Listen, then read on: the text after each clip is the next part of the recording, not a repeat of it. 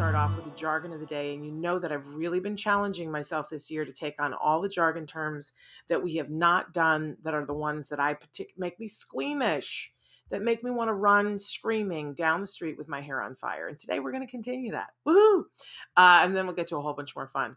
But so we give you the actual definition. Sometimes we make fun of it because that's the only thing we can do. There's nothing to be gained from it otherwise. And then we give you a working definition. And I always like to try to give you a context of why this might be important to you and why you should be kind to yourself if you don't get it in the first time, that you don't beat yourself up, but why you would want to keep trying to understand what this term is. So let's take a look at what today's term is. We're assessment week. It's the Vineland Adaptive Behavior Scales. I don't think I've ever heard anybody refer to it as the VABS, but I guess when they're writing reports, they probably do, because it's shorter than saying the Vineland Adaptive Behavior Scales. But I think when you're talking to caregivers and parents and teachers, everybody just calls it the Vineland. And it's one of those things that, they'll say, well, we need you to do the Vineland again. Or they're like, oh, did you do the Vineland? And, it'll come with a slog of papers. And sometimes you're like, I don't know which one is the Vineland, but trust me, nobody goes, oh, yay, I get to fill out the Vineland again. It's one of those, right? So let's take a look at what it actually is. And then we're going to break this down to something useful for everyone. So the Vineland Adaptive Behavior Scales, the VABS, is one of the most popular measures of adaptive behavior in children in the United States and other Western countries. Thank you very much, from Sparrow et al.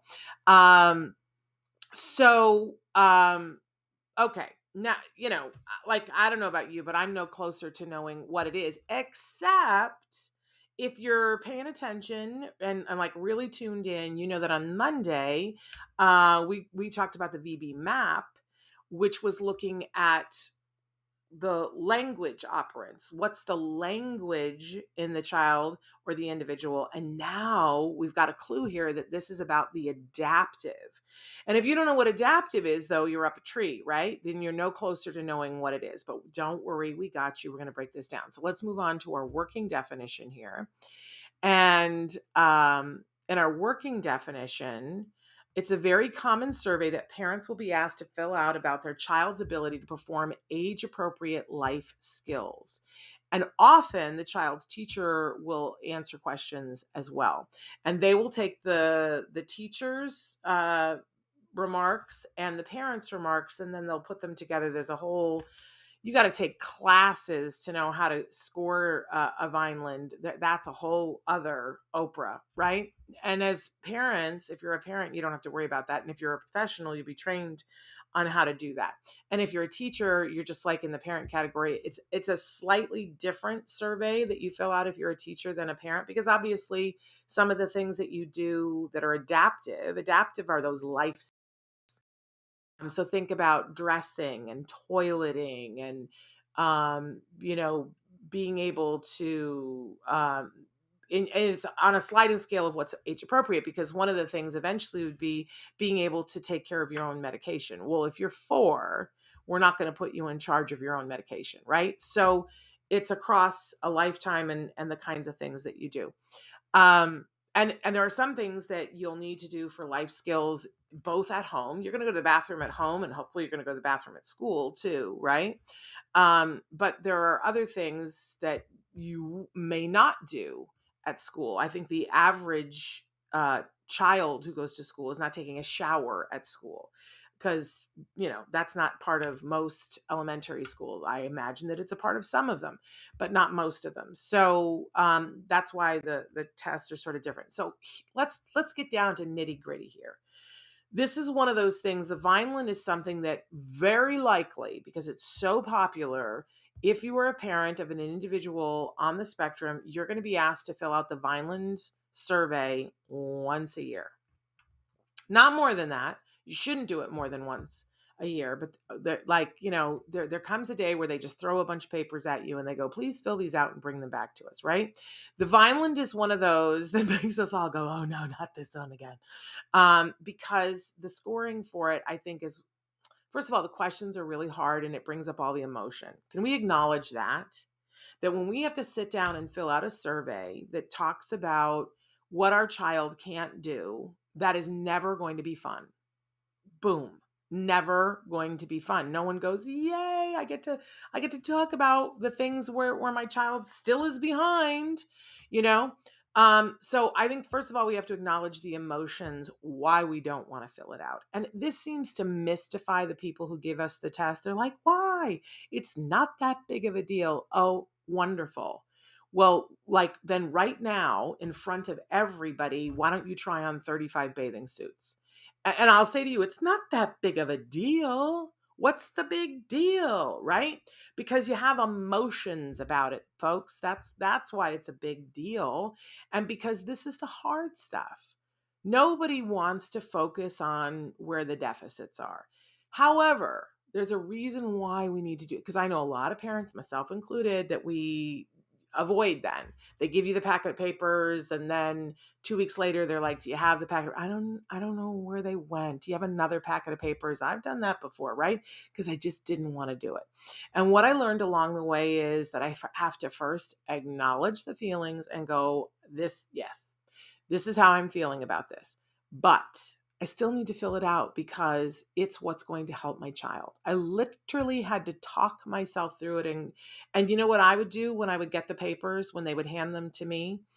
If at all possible, like some days you just can't because you got to be someplace else, I would go, oh, I'm going to sit in the car and fill these out right now and give them back to you right now. And they would always say the same thing. Oh, you don't have to do that. No. Take them home. No, I want to get it over with. I want to get it over with and send it back in, because if I'm going to be in the mindset of I'm doing this to help my child, then why would I wait? Why would I wait? I don't want to have this hanging over my head. I don't want it to take up any more real estate in my head than it absolutely has to. I'm going to rip this Band-Aid off, get it right back into you. And I'll tell you what happens is then nothing gets slowed up on your end. Might get slowed up on the school's end, but it's not going to get slowed up on your end. And it was painful for like 8 minutes.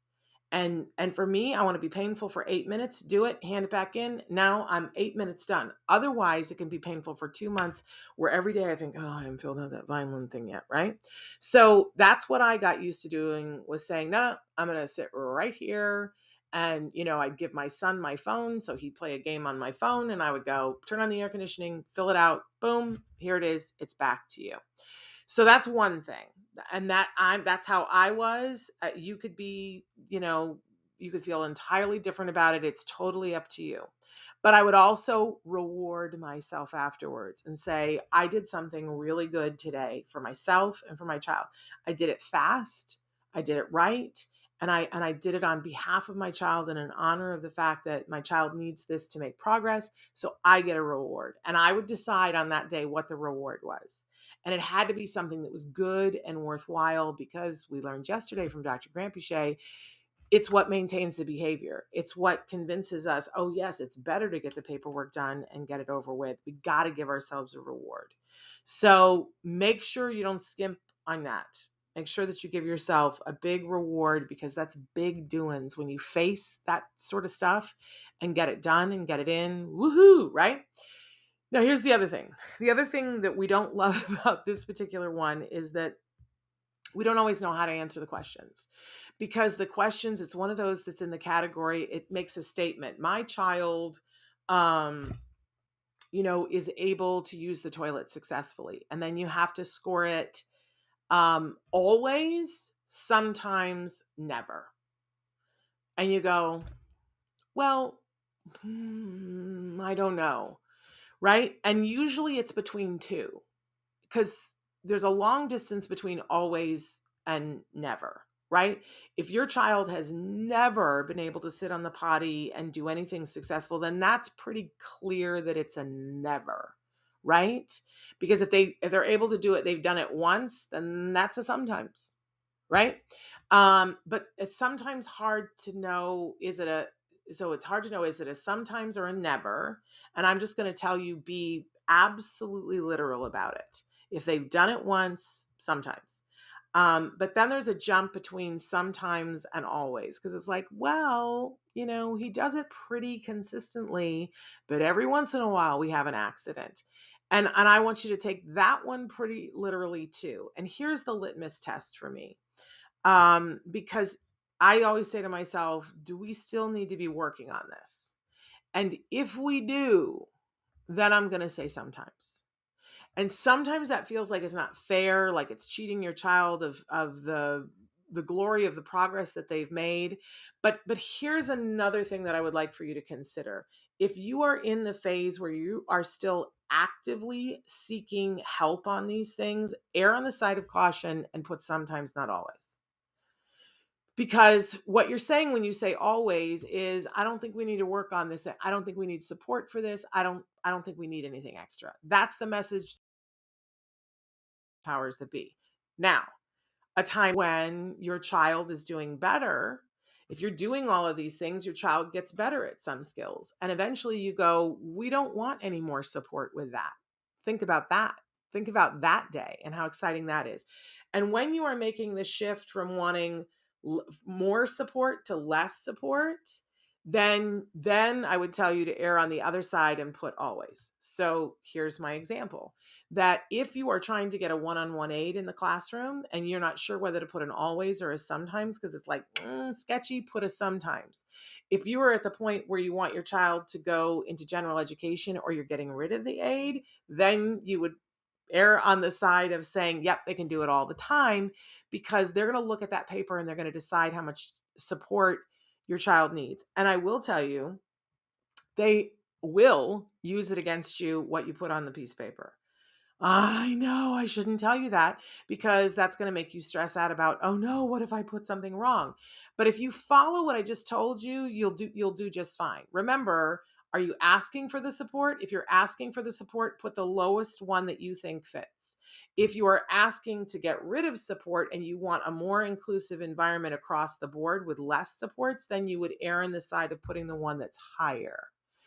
Does that make sense? And then the other thing that I want you to do is that when you fill this out, as you fill it out, I want you to take just a moment before you fill it out to take a breath and say, I'm going to trust that what I put on this piece of paper is going to be true and accurate and help my child. Because there's no way to get it 100% right. And if you start with the idea of, I'm going to trust myself to put what's true and accurate, then you're going to be okay. And then when you're done with it, as I said, you got to give yourself a reinforcer. Okay. But that's the Vineland. It doesn't take long to take it. And I will tell you, as your child gets older, the other thing that I got excited about later on was that there were things on the Vineland that in the beginning, it was just never, never, never, never, never, never. He can't do that. He can't do that. He never does that. Right. And then, the next year there was a couple of sometimes. And then the year after that, there were a couple of always. And there were few and few of the nevers, except for the ones that you want to be nevers. Like, my child, has frequent tantrums. Eventually I was putting never for that. And it was like, wow, we've really made some progress here. So I felt, I got to the point where I felt like it was an anniversary of less of what he couldn't do and more of how far we had come. It can be that. It can be that. So that's our jargon for today. Don't we all need a little therapy now from that? So